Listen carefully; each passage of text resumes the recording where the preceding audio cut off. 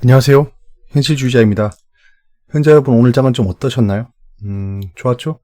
코스피가 좀 주춤하긴 했지만 코스닥은 굉장히 좋은 장이었습니다. 지금 딱히 장에 대해서 제가 가타부터 할 건 없는데 질문에 대한 답을 하면서 여러 가지 사실들을 좀 말씀드려보고자 합니다. 오늘은 좀 공매도에 대한 설명을 드리고요. 공매도 재개 영향에 대해서 조금 말씀을 드려보고 아마 이런 장에서는 신고가를 노리는 게 훨씬 유리해 보입니다.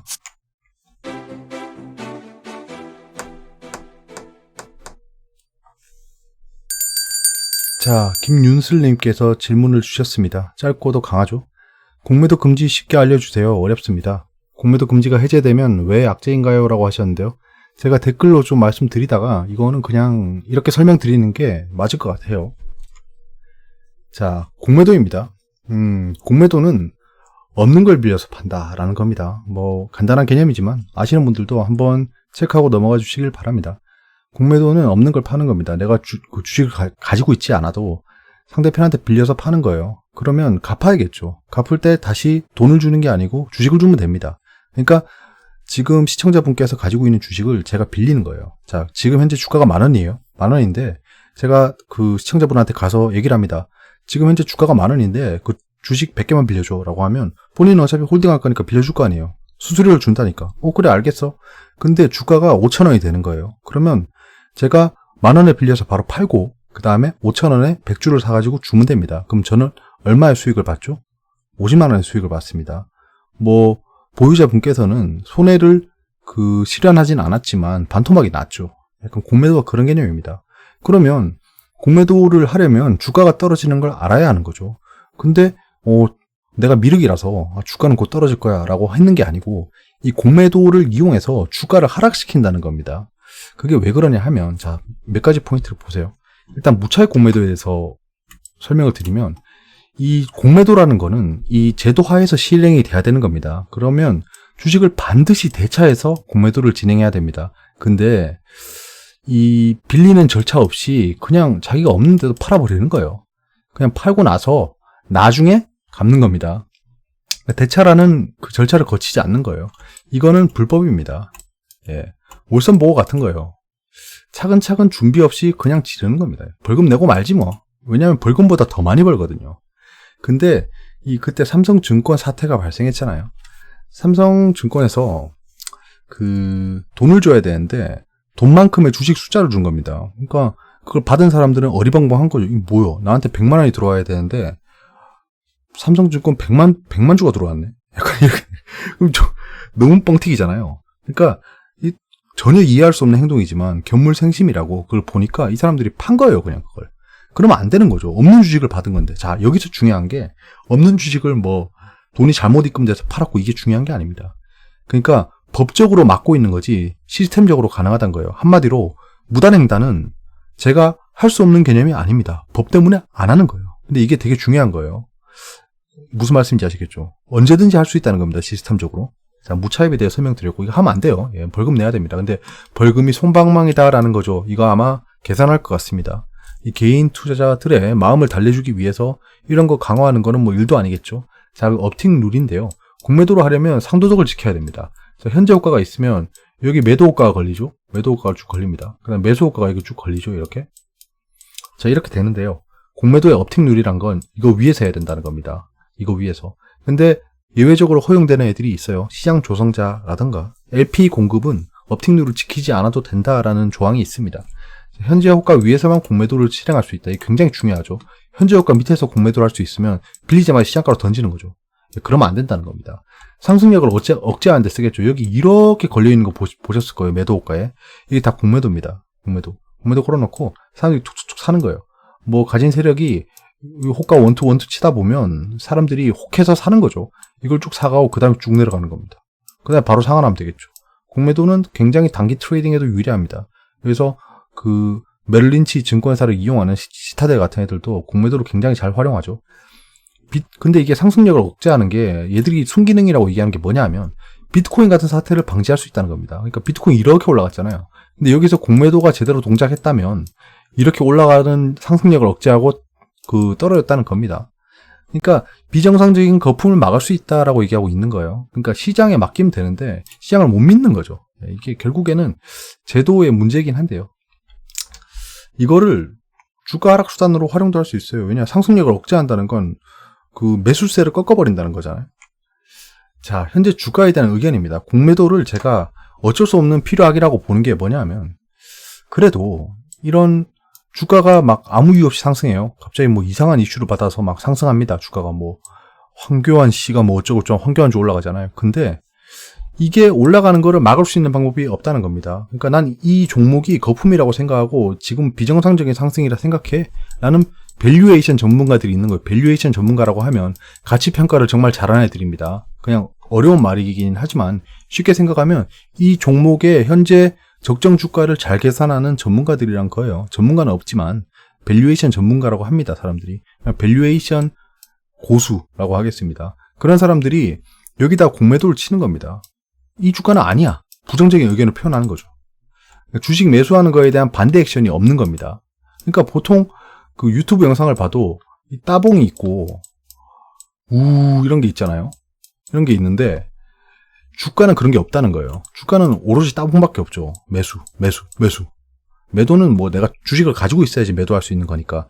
내가 주식을 가지고 있지 않지만 이 주가는 정말 내가 봤을 때 형편없는 것 같아 라는 반대 의견을 표출하는 수단 중에 하나가 공매도라고 생각합니다.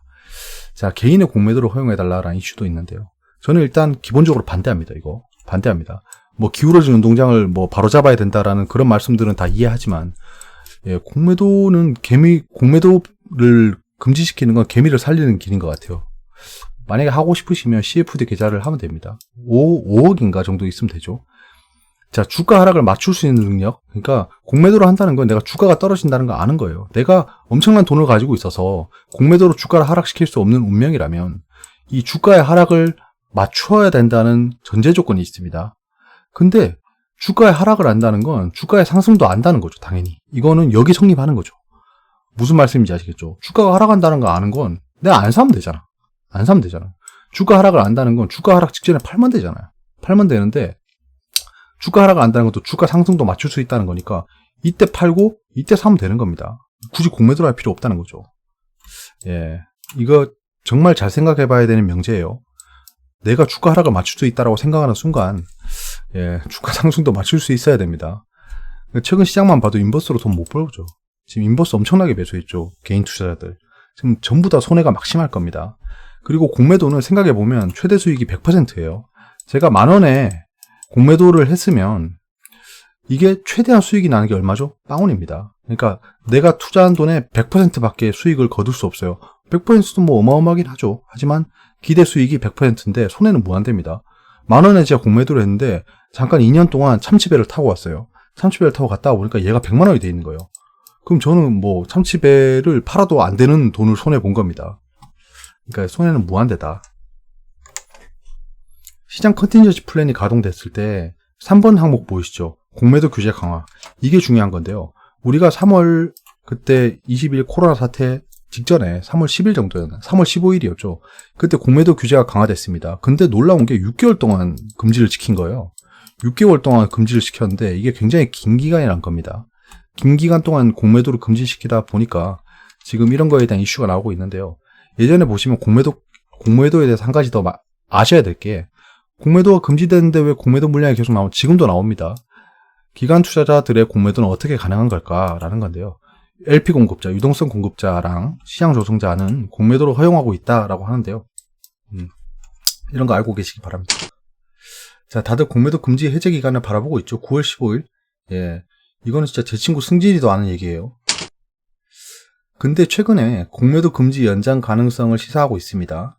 이 코로나 상황을 감안해야 된다라는 얘기를 하고 있는데요. 저는 일단 시장 안정을 위한 립 서비스로 판단하고 있는데요. 근데 이게 왜 이게 악재가 될 수 있냐 하면, 아까 공매도 기능을 보셨잖아요. 그게 보면 예전에 제가 휠러홀딩스 주가 예측했던 슬라이드 기억나시죠? 다시 가져왔는데요. 이게 이때 19년 6월 상황입니다. 자, 삼성전기의 흐름을 제가 정말 면밀히 관찰하면서 느꼈던 겁니다. 아, 주가가 상승할 때는 공매도가 미미하게 늘다가 갑자기 하락하다가 보시면 알겠지만 하락할 때부터 시작해서 상승할 때까지 가장 공매도가 폭발적으로 는 구간이 여기입니다. 여기서부터 여기까지예요. 이 구간 동안 공매도를 미친 듯이 했어요. 다시 보세요. 자, 다시 하면 여기서부터 여기까지죠. 공매도가 미친 듯이 느는 구간입니다. 그렇다고 뭐 주가가 폭락하지는 않았어요. 원위치죠. 원위치를 했는데 공매도가 미친 듯이 늘었어요. 그 뒤에 찔찔찔찔찔 하락하죠. 그러다 갑자기 반등합니다. 자, 요 케이스를 보세요. 근데 휠라 홀딩스, 그때 당시 휠라 코리아인데요. 공매도 적당히 상승하다가 갑자기 어떤 특정 구간에 공매도가 엄청나게 상승하고, 보시면 비슷하죠. 이때 상황이랑.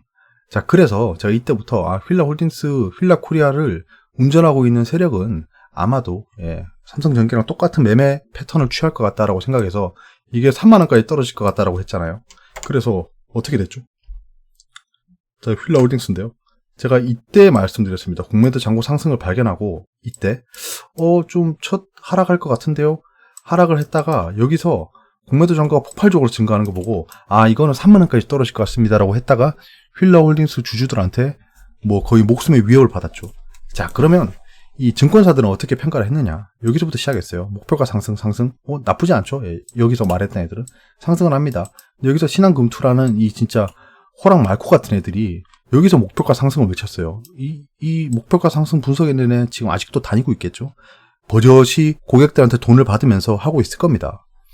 그래서 여기서부터는 그냥 뭐 지옥행 열차를 탄 거죠. 자, 이베스트 증권이 또 여기서도 목표가 상승을 외쳤어요. 자, 이 두 명은 지금 잘 먹고 잘 살고 있을 겁니다. 이런 분석을 내놓고도 잘 먹고 잘 사는 게 쟤네 바닥입니다. 얘는 아마 공매도를 엄청나게 쳤을 것 같아요. 자, 그러면 공매도가 증가해서 이 하락하는 구간 보이시죠? 제가 항상 공매도가 주가의 하락을 부추기지 않는다라고 하는 게 이런 겁니다. 이 공매도 잔고가 상승한 다음에 주가가 하락할 때 공매도 잔고가 떨어지고 있는 거예요. 보시면 알겠지만 그렇습니다. 그래서 제가 공매도 잔고가 특정 수준 하락했을 때 1차 매수 3만원이 왔을 때부터 매수를 시작했어요. 그리고 코로나 폭락 때 엄청나게 매수를 하고 그 다음에 상승하다가 조정을 보일 때 3차 매수까지 하고 지금 대기하고 있어요. 근데 지금 주가가 좀 형편없긴 하죠. 근데 저는 아마도 높은 확률로 이까지 올 것 같지는 않고요. 아마 다시 너무 어지럽다. 자, 여기서 보시면 주가가 이렇게 상승하다가 상승 추세를 탔죠. 상승 추세를 타다가 여기서 페일러 발생하고 떨어집니다. 떨어졌기 때문에 여기서 추가 매수를 하지 않았어요. 보통 저 여기서 추가 매수 하잖아요. 근데 하지 않았습니다. 왜냐? 이 페일러를 발생한 걸 봤거든요. 페일러 발생 후에 떨어지고 그 다음에 여기서 KTB 투자증권이 목표가 하향을 했습니다. 여기서 보면 알겠지만 코로나 때도 목표가 하향을 외친 NH투자증권이 있습니다. 진짜 얘도 잘 먹고 잘 살고 있을 거예요. 뭐 지금 한 5개월 전이니까 아마 뭐 잘리지 않았을 겁니다. 이런 레포트를 쓰고도 참 월급을 받고 사는 게 저는 되게 부럽네요. 부러운데 아무튼 여기서 지금 상승세를 꺾이고 페일러가 발생하고 하락을 했는데요. 그럼 저는 약간 여기까지 떨어질 거라고 생각하고 있었어요. 3만원 깨는 것까지. 그래서 이걸 좀 기다리고 있습니다. 이때 추가 매수할지 안 할지는 모르겠지만 일단 이 가격까지는 올 수 있다라고 생각하고 보고 있어요. 지금 공매도 거의 제로죠. 제로. 다 갚았습니다. 지금 보시면 알겠지만 현재 공매도 잔고가 6억이에요. 6억. 최고치가 3,100억이었습니다. 3,100억. 근데 지금 6억이 됐죠. 그러니까 공매도는 다 갚았다.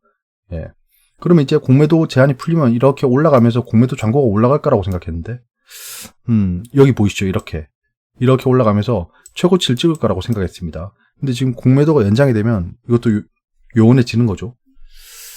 아무튼 그래요. 공매도 연장 쪽으로 무게 추가 기울면 외국인 기관은 보류해야 됩니다. 이게 설명을 못했다. 공매도 해지가 공매도 금지를 해제하는 게 약간은 좀 위험할 수 있다는 게 이런 거품이 낀 종목들에 대해서 공매도가 시행이 됩니다. 이렇게 시행이 되면 이 주가가 지속적으로 하락할 수 있다는 거예요. 왜냐하면 이 공매도를 갚을 때는 사람들이 이 공매도 주체들이 주가가 하락할 때 공매도를 상환하는 겁니다. 주가가 하락할 때 공매도를 상환하는 거예요. 이해되시죠? 그러니까 공매도가 줄어든다고 해서 숏커버링이 일어나서 상승하는 거는 허구라는 겁니다. 지금은 공매도 금지 시장이라서 숏커버링과 더불어서 주가가 상승하는 것처럼 보이지만 사실 이거는 상관관계가 없는 것 같고요. 숏커버링이 일어난다는 건 이렇게 공매도 잔고가 줄어든다는 건 숏커버링을 한다는 거잖아요. 숏커버링을 하면 주가가 상승하는 게 아니고 주가가 하락한다. 이렇게. 무슨 말씀인지 아시겠죠? 그러니까 공매도 금지가 해제가 되면 거품이 낀 종목들 중심으로 공매도가 발생할 겁니다. 이게 주가 하락을 바로 담보하진 않아요. 왜냐하면 공매도를 치려면 결국에 업틱룰, 이 현재유가 위에서 실행해야 되기 때문에 주가는 어쩔 수 없이 상승할 겁니다. 상승을 하는데 공매도가 차곡차곡 쌓인다는 거죠. 이렇게 쌓이면서 그 다음에 그 공매도 잔고가 줄어들 때 주가가 하락한다는 겁니다. 제가 지금 약간 횡설수설하는 것 같은데 이거 이게 설명이 깔끔하게 된지 모르겠어요. 그러니까 공매도 금지가 해제되면 바로 주가가 하락하지는 않을 거다라는 겁니다. 왜냐하면 공매도를 쌓아야 되니까요. 지금 공매도는 굉장히 많이 상환했지 않습니까? 그러면 공매도를 많이 쌓아야 하면 결국엔 주가가 상승해야 된다는 겁니다. 약간 애매하다. 예. 아무튼 앞으로 투매가 발생할 수 있습니다. 지금 주가가 많이 상승했기 때문에, 지수가 많이 올랐기 때문에 투매가 발생할 수 있어요. 그렇기 때문에 이 투매 때 손절을 하시면 아마 후회할 것 같습니다. 이 장표는 제가 언제부터 계속 넣은지 아시죠? 코로나 폭락 때부터 말씀드린 겁니다. 투매 때 손절하면 후회한다. 투매 때 손절하면 후회한다. 라고 후회하시는 분이 많죠. 미국의 5차 경기 부양책이 핵심 요소입니다. 지금 앞으로 코로나는 치료제 백신, 만약에 백신의 임상 결과가 별로 좋지 않았다, 또는 치료제 임상이 실패했다, 이런 거 외에 코로나가 확산되고 있다라는 걸로 시장을 꺾기에는 아마도 어려울 것 같다라고 생각하고 있고요. 그리고 한국전력 종목 분석 영상은 오늘까지 올리려고 했는데 이건 제 욕심이었습니다. 저 오늘 퇴근하고 나니까 11시간 넘더라고요. 집에 오니까. 최근에 회사에서 저를 많이 혹사시키고 있습니다. 그렇기 때문에 제 욕심이었네요. 제가 어차피 계속 이것만 하고 있는 사람은 아니니까 약간 여러분들한테 좀 뻔뻔하게 말할 수 있는데요. 그래도 약속 시간을 못 지킨 거는 다시 한번 죄송하다는 말씀을 드립니다. 근데 한국전력 같은 거 급한 이슈는 아니죠. 자, 호재 악재 포인트는 보시면 지금 달러 통화 스와프가 있었고요. 그 다음에 EU가 한국 등 입국 제한 해제를 권고한 거, 뉴딜 정책, 세제 개편, 그리고 증시 세제 개편입니다. 미국 정부의 추가 경기 부양책, 이런 이슈들이 호재로 작용하고 있고요. 악재 포인트는 미국 신용등급 전망을 강등했는데 전혀 영향이 없죠. 현재는 이런 것들을 받아들일 만한 시장이 말랑말랑하지 않습니다. 미중 관계가 악화일로입니다. 지금 틱톡 같은 얘기도 나오고 있고요. 미국 추가 경기 부양책 합의 지연 중인데 지금 현재 좀 맞춰가고 있어요. 양쪽이. 연기금은 못했고요. 대선 연기도 지금 현재 가시권이 없고요. 지금 실적 발표가 계속 이어지고 있습니다. 오늘 한국의 주요 기업 실적 발표를 보시면 LG화학이 깜짝 흑자를 기록하면서, 그리고 배터리 시장 점유율이 1등으로 올라섰다는 얘기와 함께 신고가를 찍었죠. 이것도 현재 여러분들이 보고 있는 게 잘못되지 않았죠. LG화학은 반드시 신고가를 찍을 거다라는 우리의 생각이 맞았던 겁니다. 글로벌 경제지표도 오늘 좋게 나왔고요. 지금 미중 무역 분쟁 계속 가시권에 있고요. 한일 경제 분쟁이 지금 가시권에 들어오고 있습니다. 반일 테마주 하나 가지고 있죠. 예, 그게 어떻게 상승할지 좀 보는 거고요. 호재는 점점 사라지고 있긴 합니다. 예. 호재랑 악재가 약간 팽팽하네요. 자, 외신입니다. 어닝, 마이크로소프트 부스트. 예, 지금 마이크로소프트가 상승하고 있는데요. 이거는 계속 나스닥의 호재가 되겠죠. 지금 투자자들이 await stimulus, 그러니까 부양책을 좀 기다리고 있다. 5차 부양책, 그리고 페이롤 지급하는 거에 대해서 좀 기다리고 있다. 오일이 떨어지고 있다라는 뉴스인데요. Fears of glut, 아주 우울한 공포가 있다는 건데요. 이게 오펙 플러스가 세트 부스트 아웃풋, 약간 아웃풋을 부스트할 준비를 하고 있다라는 것 때문에 오일이 떨어지고 있다라는 뉴스인데요. 지금 현재 오일은 상승 중이고요. 좀 애매하죠, 이런 뉴스들이. 약간 한 발 느린 뉴스가 헛다리를 그냥 완전히 메시처럼 짚고 있는 거죠. 틱톡이 언더블럭, 틱톡 차단에 대한 얘기고요. ISM 매니팩처링 데이터가 오늘 지금 생각보다 좋게 나왔습니다. 위크 달러가 골드를 돕고 있다. 달러가 약해지니까 골드 쪽으로 몰리는 거죠. 그런 건 의미가 없고요. 지금 돈 가진 애들이 골드를 가지고 놀고 있다. 아마도 떨어지지 않을 것 같습니다. 골드는 지속 상승할 거라고 보여요. 내신입니다. 9월 10월 공매도 재개 연장 가능성이 솔솔. 이거 여러분들 우리가 옛날에 얘기했던 기억나시죠? 이제 9월이 다가오면 한 8월부터는 공매도 재개를 공매도 금지 기간을 연장한다는 얘기 막 미친 듯이 할 거라고 얘기했잖아요. 약간 그렇게 흘러가고 있고요. 사실 모르겠어요. 공매도 금지가 연장될지 안 될지는 모르겠지만 연장이 된다고 해도 그게 환호할 일은 아니고요. 공매도가 있어도 아마도 저는 폭락하지 않을 거라고 생각합니다. 잠깐 출렁이겠죠. 왜냐하면 경계 물량들이 나올 거기 때문에 잠깐 출렁일 건데 아마도 비웃기라도 하듯 상승할 것으로 보이기 때문에 이 이슈에 대해서는 그냥 관망하겠습니다. 글로벌 배터리 1위에서 3위는 한중 일순, 알고 보니 테슬라 파워. 어이구, 뭐 테슬라, 뭐 K 배터리 뭐 이런 얘기 할 줄 알았는데 마지막에는 현대 기아차 얘기를 하고 있어요. 그러니까 이 사람은 배터리 3사도 집중해 보시겠지만 현대 기아도 좀 보세요. 약간 이런 얘기입니다. 그러니까 이런 얘기 하고 싶은 거예요. 저금리 약달러 지속, 외국인 바이코리아 나설까?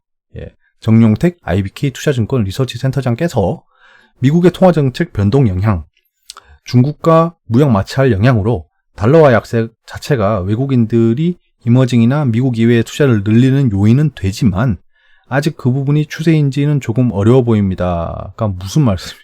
아직 그 부분이 추세인지는 조금 어려워 보입니다. 이게 무슨 말이죠? 갑자기 뭐 아리랑 댄스를 추는 듯한 흐름인데요. 이런 진짜 거침없는 필력이 대체 무슨 자신감인지 모르겠지만 개소리닷컴입니다. 개소리닷컴에 접속을 해야 돼요.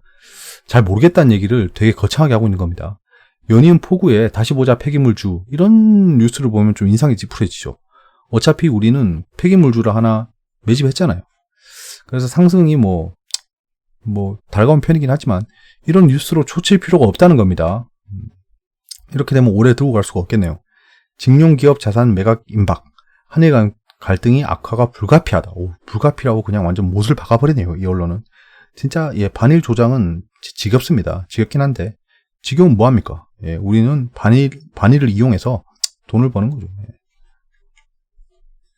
자, 글로벌 경제 캘린더입니다. 지금 보시면 빨간색이 되게 많죠.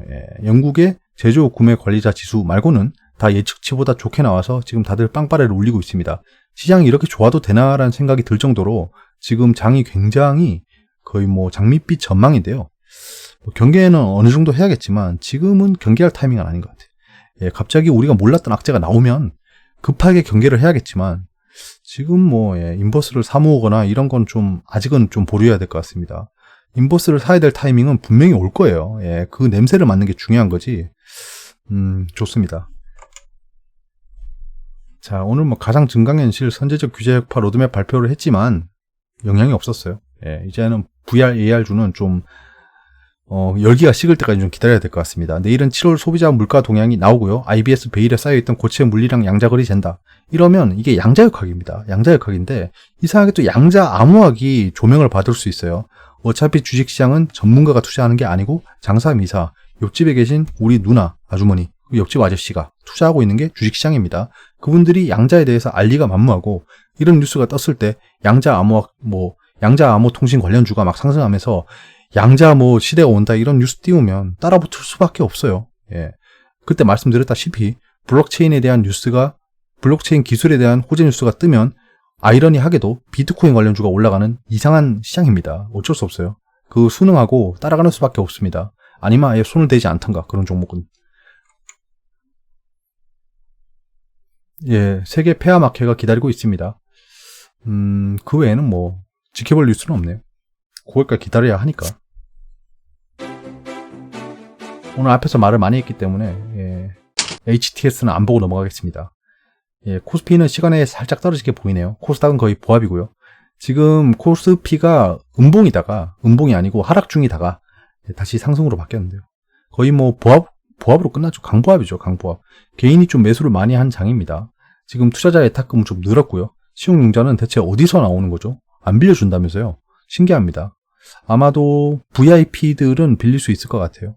VIP 위주로 지금 신용융자가 써지고 있다라고 일단은 가설을 세워보면 그나마 VIP 정도 되면 주식 투자를 좀 했던 사람들일 겁니다. 그럼 얘들은 좀 그나마 초보 개인 투자자보다는 안정적으로 신용을 쓰고 있을 거라고 한번 희망회로를 태워보지만 신용융자가 지속적으로 올라가는 건 경계해야 됩니다. 왜냐? 공매도 금지 제한을 하자마자 시장이 출렁이면 저 신용융자들이 타겟이 되겠죠. 그런 것들을 좀 조심해야 된다는 거고요. CMA 잔고도 와리가리 하고 있으니까 왈가왈부하지 않겠습니다. 코스닥은 이보다 좋을 수 없었죠. 하락 한 번 없이 지속적으로 상승했고요. 배터리, 그 다음에 언택트 이런 종목 위주로 상승했습니다. 지금 이때까지 강했던 종목들이 좀 약해지고 있고요. 삼성전자는 제가 알기로는 조정을 보일 것 같던 라인까지 왔습니다. 근데 삼성전자는 항상 예측을 초월했습니다. 그래서 더 떨어질 수도 있겠지만 지금 저항선까지 오긴 했습니다. 지지선까지 오긴 했습니다. 죄송합니다. 저항이 아니고 지지입니다. 베고데이션 유지되고 있고요. 미증시는 뭐 좋죠. 갑자기 꼬꾸라질 수도 있겠지만, 왜냐하면 뭐 그러면 뭐 차익 실현 욕구에 의해서 하락했다라는 그냥 무의미한 메아리만 나올 거예요. 그걸 떠나서 지금 현재 미국 증시는 좋고요. 아이쉐어 코리아는 오늘 강보합을 이루었지만 아이쉐어는 좀 상승하고 있는 걸 보니 내일 시초가는 좋을 것 같습니다. 바이오텍이 지금 집중을 받고 있고요. 필라델피아 반도체 지수도 나쁘지 않습니다. 둘 다 현재 지수 대비 좋게 올라가고 있습니다. 상해도 오늘 수치가 좋게 나왔기 때문에 당연히 좋게 나오고요. 일본은 뭐 글쎄요. 예. 유로존도 지금 나쁘지 않습니다. 전체적으로 글로벌 경제 지표가 나쁘지 않기 때문에 지금 다 들어올려지고 있는 거예요. 거기다 유동성이 받쳐주고 있는 거죠. 그러니까 지금 현재 장에서 폭락을 예측하기는 정말 저기 삼척동자도 알고 있는 제 친구 또 누구 얘기할 거예요? 친구가 별로 없는 것 같잖아요. 이러면 친구 이름 다 되면 항의를 받습니다. 안 그래도 오늘 친구가 한 명이 저한테 메시지를 하더라고요. 내 이름을 왜 얘기하냐라고 했는데 너 놀랐겠지만 니랑 동명이인이 난 5명 있다라고 하려다가 그건 거짓말이니까요.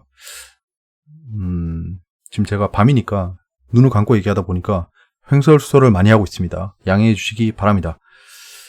원달러가 상승하는 거는 사실 딱히 좀 논리적으로 설명하기 힘들어요. 왜냐, 지금 달러 인덱스를 생각해 보면 원달러는 지금 버티고 있는 게 신기할 정도입니다. 근데 저는 큰 폭의 급락이 나올 수도 있을 거라고 생각합니다. 왜냐하면 외국인이 지금 간제비처럼 쳐다보고 있는데요. 만약에 외국인이 한국 시장에 투자해야겠다, 패시브 머니가 들어와야겠다라고 하는 순간 원달러를 미친 듯이 살 겁니다.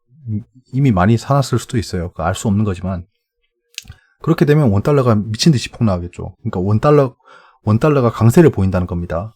귀해진다는 거죠. 지금 WTI 컨트랙은 상승 중이고요. 지금 오늘도 제가 그 WTI 레버리지를 좀 샀습니다. 290원에 샀죠. 구리도 상승 중이고요. 골드는 약간 조정 보이고 있는데 의미 없을 것 같습니다. 시황은 뭐 넘어가고요. 여기까지고요. 어려운 게 있으면 댓글로 말씀해 주세요. 오늘 설명은 좀 매끄럽지 않았던 것 같아요. 제가 보면서 저도 좀 대본을 준비하고 하면 더 깔끔하게 할 수 있을 건데 여러분들에게 좀 죄송한 마음이 있습니다. 제가 항상 밤늦은 시간에 하다 보니까 약간 좀 그런 게 있는 것 같아요. 그래서 주말은 좀 깔끔하게 얘기하잖아요 라고 생각해 보지만 그것도 모르는 겁니다. 아무튼 여기까지고요. 한 주도 화이팅입니다.